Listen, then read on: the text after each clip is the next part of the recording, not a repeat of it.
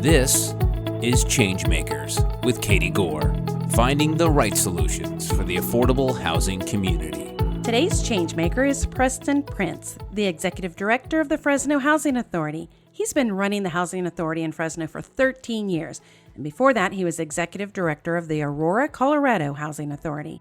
Preston combines creativity in housing development with a community-based leadership style. Hello, Preston, and thank you for joining me today. I'm really excited to be here. This is so interesting because what I want to start to do is I want to start actually by quoting you. Instead of being evaluated on occupancy levels and the strength of how to turn units, Fresno Housing is moving towards being evaluated by the academic achievement of the children we house and the employment and wage progression of the adults, combined with the quality of life of our seniors and people with disabilities, and by the help we give the homeless that were moving off the street. So this is a fascinating quote. Talk to us, Preston, about these are completely innovative metrics. So talk about this. My good friend Betsy Martins, who used to be the director in Boulder, Colorado, would simplify that to just be outcomes, not outputs. The philosophy that I really have embraced and that has been developed over the last 3 decades in the industry is a recognition that housing and affordable housing is a platform for outcomes within the broader community, educational, employment, wage progression, and so forth.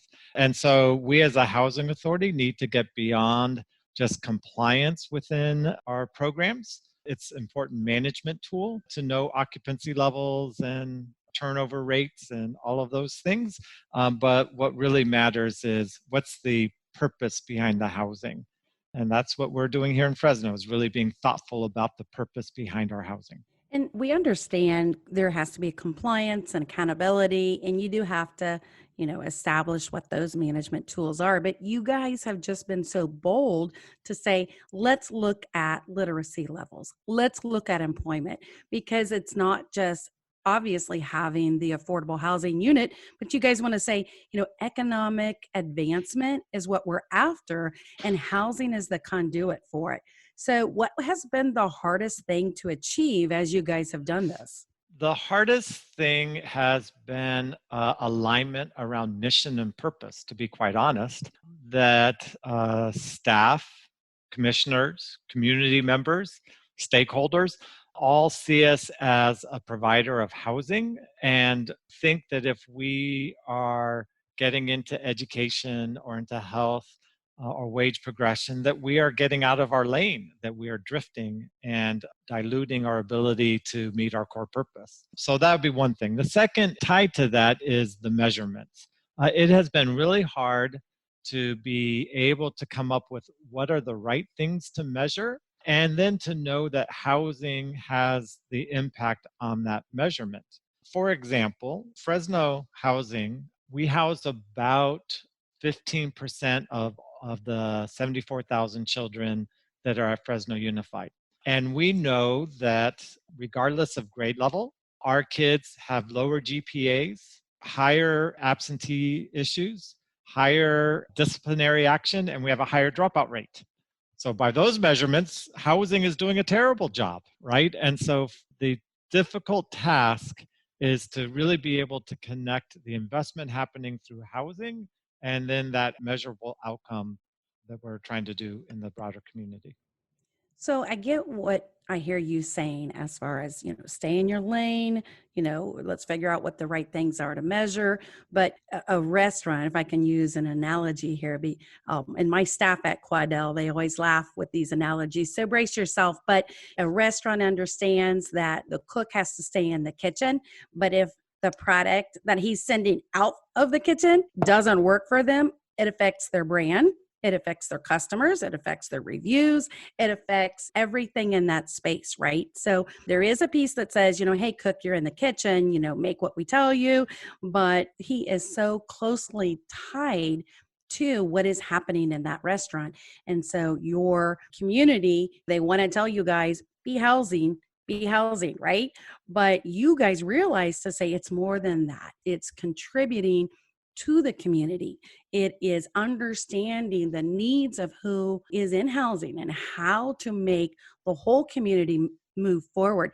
So, how did you build that consensus and try to bring everybody together to, like you said, agree on mission and purpose? The short answer is strategic plan. And I know that doesn't sound very glamorous. When you have a vision that has been created collectively with staff, residents, commissioners, and broader stakeholders, that provides the roadmap. And so when I first came to Fresno 13 years ago, I would say to my board, we need to do a strategic planning process.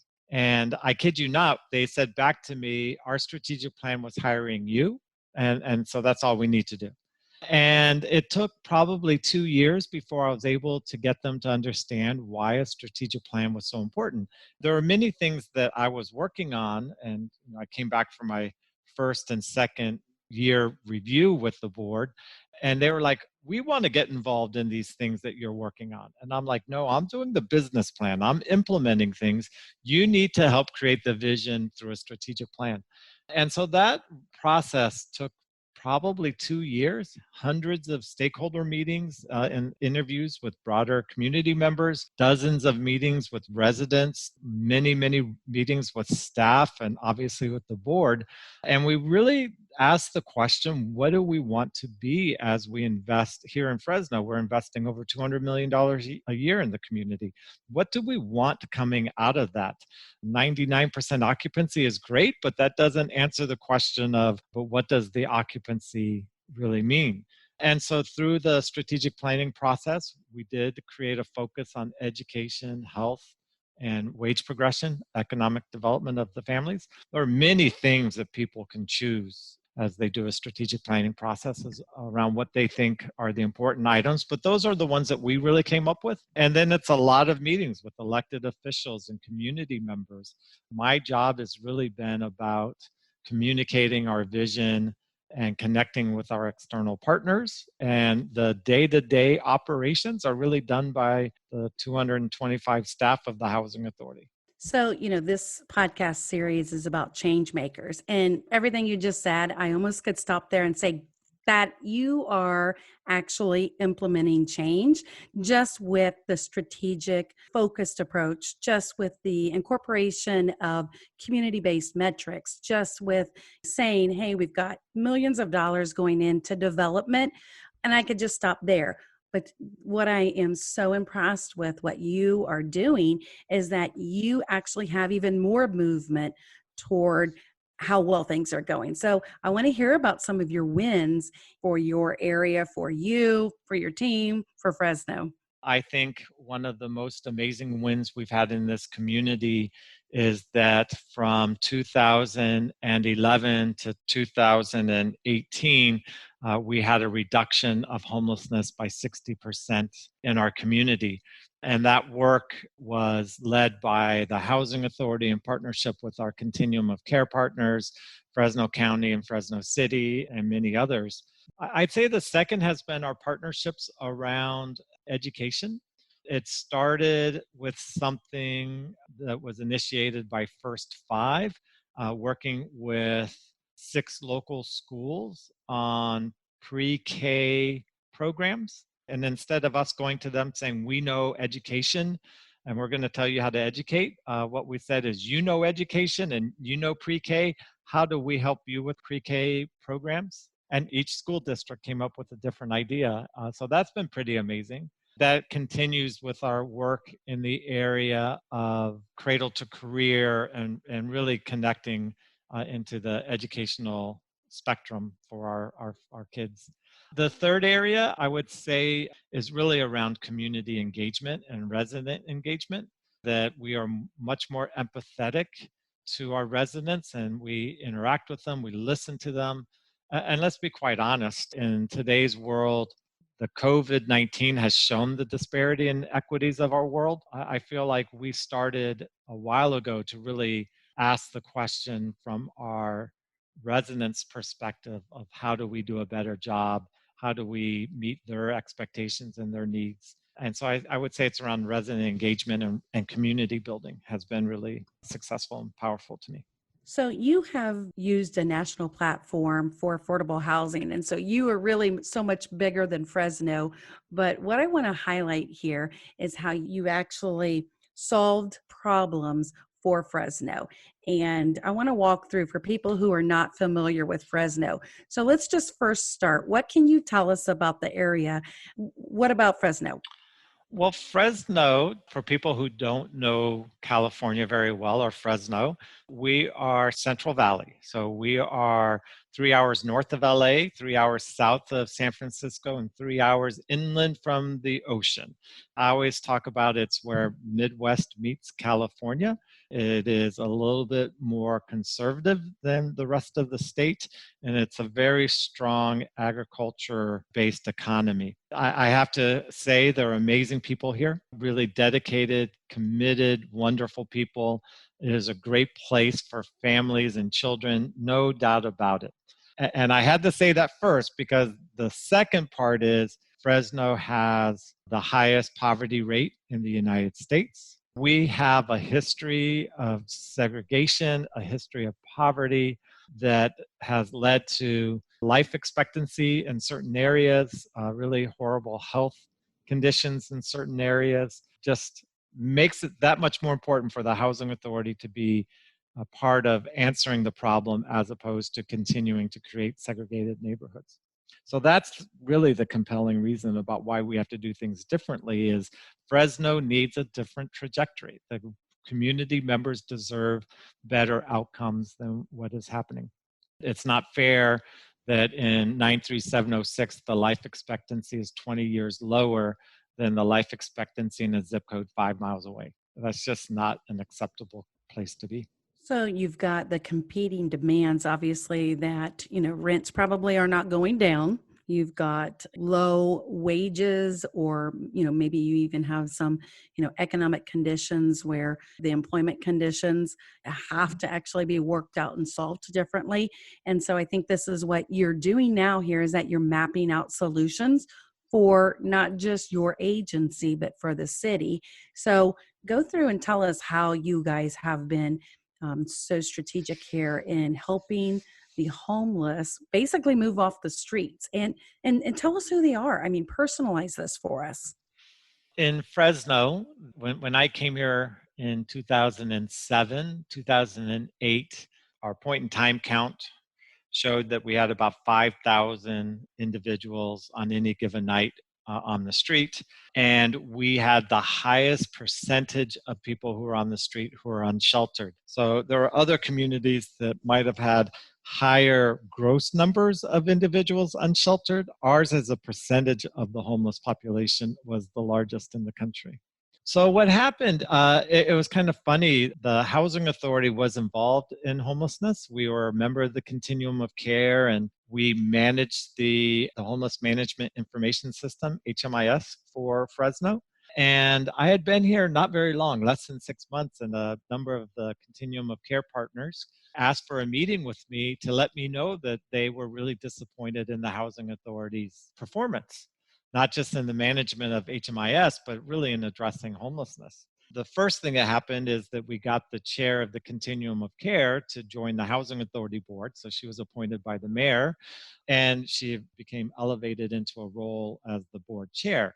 Many times when I talk out in the community out nationally, and people say, how do we get involved with the Housing Authority? I always point to that. It is really amazing to have an advocate on the board that helps change policies. So what started happening in 2009, 2010, the 100,000 Homes campaign, which was a national effort to build 100,000 homes, that Fresno Housing was the first housing authority that was the lead for a community within 100,000 homes. Santa Barbara Housing Authority became the second one. I think we're the only two. And it really was about alignment, focus. The Housing Authority Board committed $4.5 million of unrestricted funds to go towards homelessness. So we built 3 permanent supportive housing developments where we are the owner, developer, and manager in partnership with the Department of Behavioral Health. And we retooled our Shelter Plus Care program to and really asked the question of are we serving the most vulnerable, those who are chronically homeless on the street through Shelter Plus Care? And VASH went a long way, to be quite honest, the veteran vouchers. I think that we house about 400 veterans through the VASH program. So that was really a fantastic program. For us, it really was this thoughtful alignment of activities and really getting rid of our ego and saying, how do we become a true community partner? And how do we bring our strengths to the table? And then if we don't have a strength, how do we allow someone else to step up and step into that role? The vast majority of the housing that we have been doing has been targeting homeless individuals.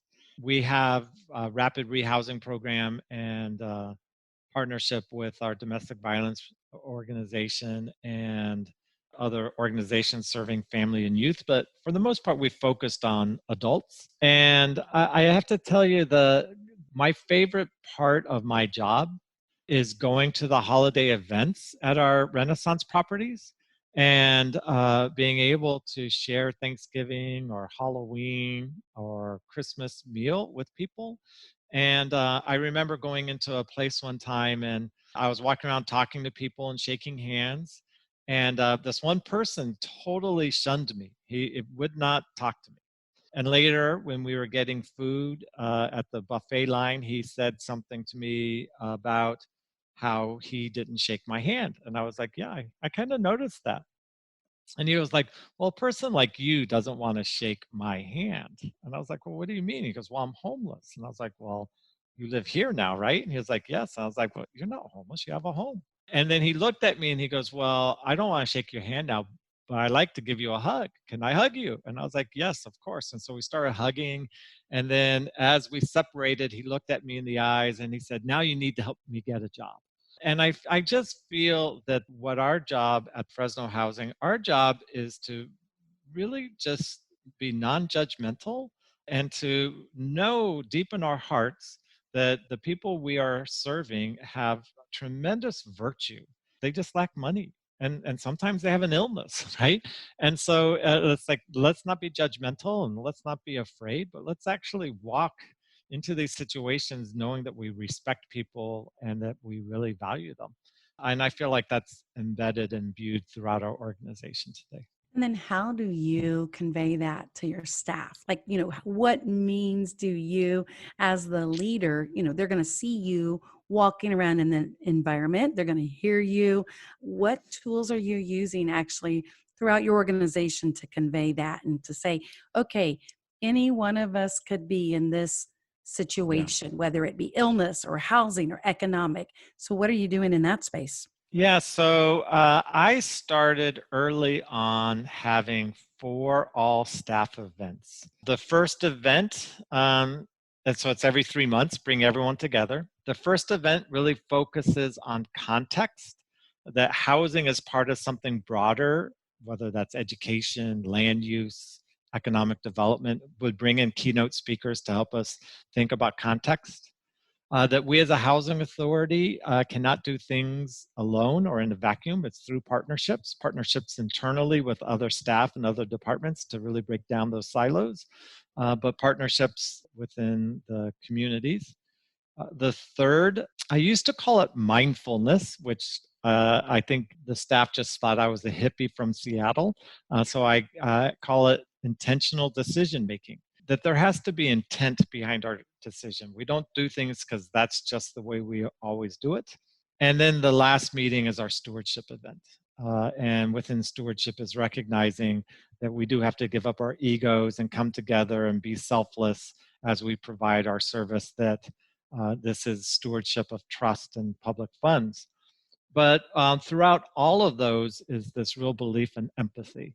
And so we have done sessions, all staff events on empathy and how do we build up empathy. And we have breakout sessions where our resident services staff will lead the rest of the staff through Okay, you have X number of dollars. Let's think about your home budget. How are you going to really take care of all of your expenses? But it's also about everything else, the trauma that's going on in people's lives, and really being thoughtful about that. We engaged Fresno State to do an assessment of the adverse childhood experiences within our housing, and really wanting to understand the impact trauma has, and then to be thoughtful about making sure we have trauma informed policies as we implement our programs. When I first met with the folks from Fresno State as they were doing that analysis for us, someone was like, "Well, what are you going to do with this?" And I was like, "Well, I don't know. Don't we just need to know the data first? Don't we need to know the prevalence of trauma within our families, within our residents?" So I feel like we as an organization talk a lot about empathy.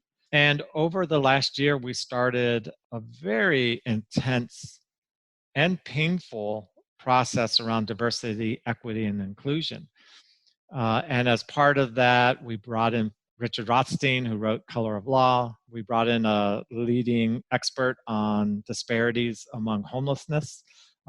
His whole presentation is homelessness is not colorblind, that it actually sees color and impacts people of color more or at a higher rate. And so we've been having this conversation now for about a year about diversity, equity, and inclusion, and really asking the question about not just what has been our role in the past as a housing authority. I mean, I think Richard Rothstein, Color of Law, pretty clearly lays out how redlining and other policies are so embedded with racism. But it's really about what do we want to be doing differently as we move forward as an agency, and how are we changing our programs to be more inclusive.